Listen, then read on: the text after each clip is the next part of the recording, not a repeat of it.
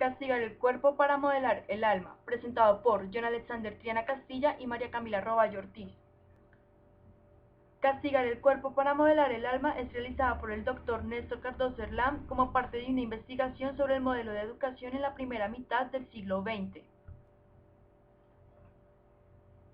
Podemos ver cómo el sistema educativo que se implementó en el siglo XIX y XX fue el sistema tradicional. Como sabemos, este fue implantado por la llegada del catolicismo al país.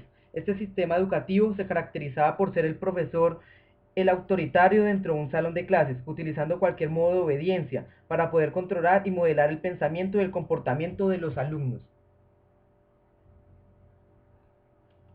Autoritarismo de la escuela. En ese sentido, dentro de cada salón de clases había un mandato, el cual era el profesor, ya que este era el que tenía el conocimiento, por ende el control. Esto ocasionaba que no se pueda dar una actitud activa por parte de los estudiantes y así promover la obediencia. El estudiante un elemento más del salón de clase.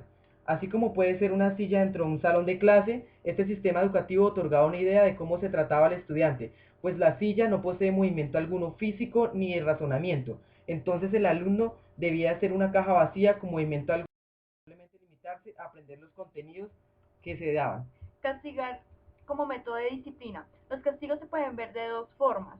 La primera, el castigo físico, que este castigo consistía en que en la escuela se ejercía por parte del profesor cuando los alumnos no se comportaban disciplinadamente o cuando no respondían adecuadamente a las lecciones que el profesor daba.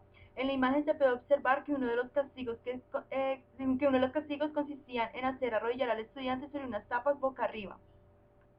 El castigo psicológico era consecuencia también del mal rendimiento académico que tenían los estudiantes, y esto se hacía para que el estudiante respondiera adecuadamente a las lecciones. En la imagen se puede observar que el estudiante era comparado con un animal. Las calificaciones se convertían entonces en la definición de los estudiantes. Si usted saca buenas notas, usted es una persona de bien, pero si saca malas notas, usted sería un fracasado. Las calificaciones se volvieron un sistema de exclusión y de opresión para el alumno, promoviendo así algunas cosas como el individualismo, la competencia y la discriminación. Esto generaba en los estudiantes miedo al momento de estar dentro de un salón de clases.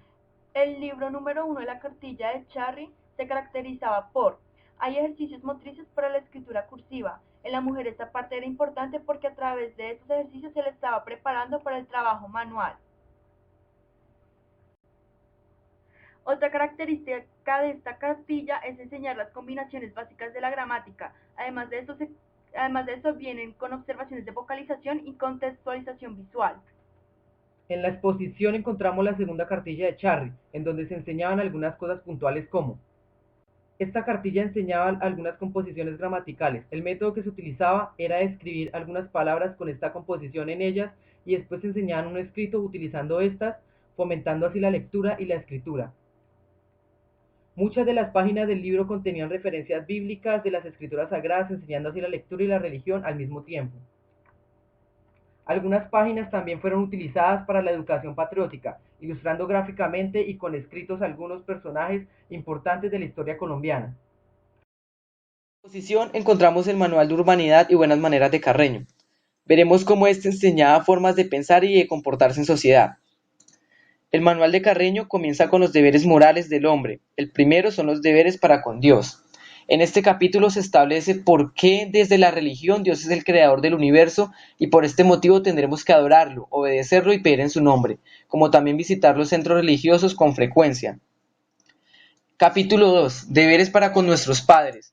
Se muestra a los padres como los seres que guiaron nuestro camino y cómo debería ser nuestro comportamiento para con ellos. Deberes para con la patria. Es una guía clara de cómo el país nos ha brindado todas las riquezas de él y resalta cómo le debemos lealtad y obediencia a sus leyes. Y los deberes para con nuestros semejantes. Si Dios ofreció su vida para la humanidad dando un sentido de igualdad entre los hombres, así pues debemos mantener una vida tranquila con nuestros semejantes. Capítulo 3. De los deberes para con nosotros mismos. El conocimiento de los deberes sociales y religiosos será los encargados de guiar nuestro camino moral para tener un alma pura para con Dios. Urbanidad, capítulo 1, principios generales. Llámase urbanidad el conjunto de reglas que tenemos que observar para comunicar dignidad, decoro y elegancia a nuestras acciones y palabras, y para manifestar a los demás la benevolencia, atención y respeto que se les son debidos. Etiqueta. se establecen muchas normas de comportamiento intentando modelar las acciones de las personas a formas más elegantes de comunicación y de relación. Hay ciertas personas para con las cuales nuestras atenciones deben ser más exquisitas para con el resto de la sociedad. En el capítulo 2 del aseo, los primeros 4 artículos del aseo en nuestras personas, del aseo en nuestro vestido, del aseo en nuestra habitación y del aseo para con los demás, se planteaba cómo el aseo es una parte crucial para la convivencia con la familia y la sociedad.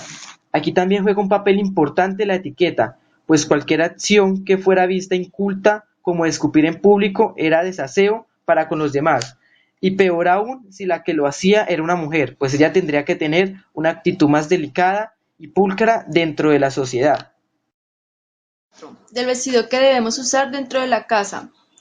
Acá es destacable que el vestido que se usa debe mostrar ante los demás honestidad. Artículo 5. Del modo de conducirnos con nuestra familia.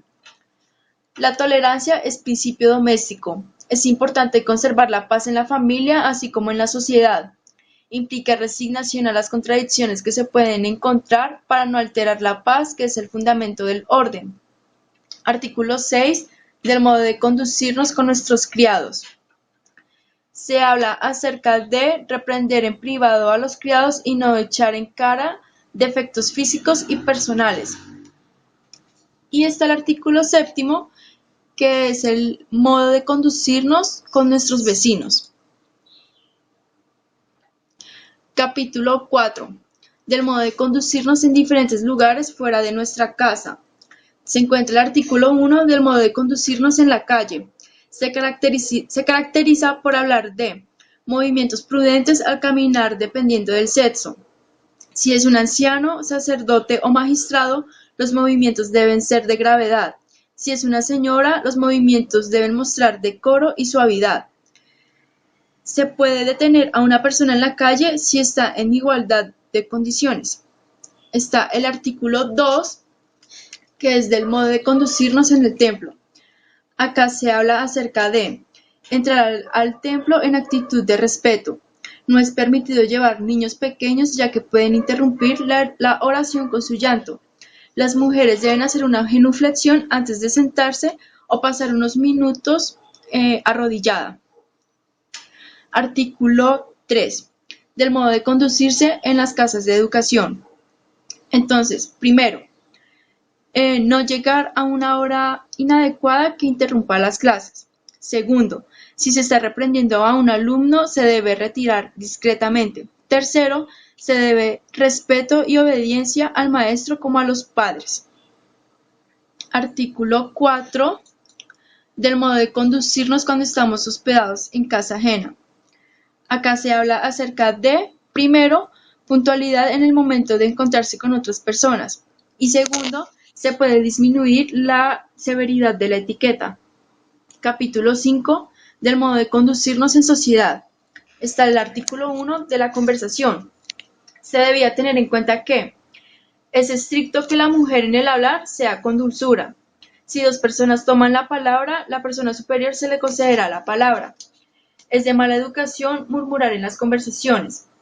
Y la persona con más respetabilidad es quien debe variar las conversaciones.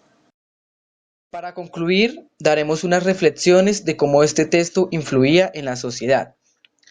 Como primero, tenemos que el sentido de la etiqueta siempre fue una forma excluyente para las personas, teniendo en cuenta su condición social y aún más para con las mujeres, pues otorgaba un modelo de pasividad y obediencia en ellas. En otras cosas, el manual se implementa en la educación colombiana con el objetivo de aparentar ser una sociedad moderna de Europa. Además de esto, el manual modelaba la forma de pensar y actuar de hombres, mujeres y niños por medio de castigos judiciales, costumbres religiosas, etc. El manual demarcaba el papel de que cada persona debía cumplir en la sociedad, es decir, se creaba una homogeneización con el fin de mantener un orden social que beneficiara a la clase política que tuviera el poder y a la clase social alta. Otro punto característico era que el manual no intentaba corregir, sino diferenciar quiénes son y quiénes no, es decir, el manual hacía apología a la exclusión y discriminación.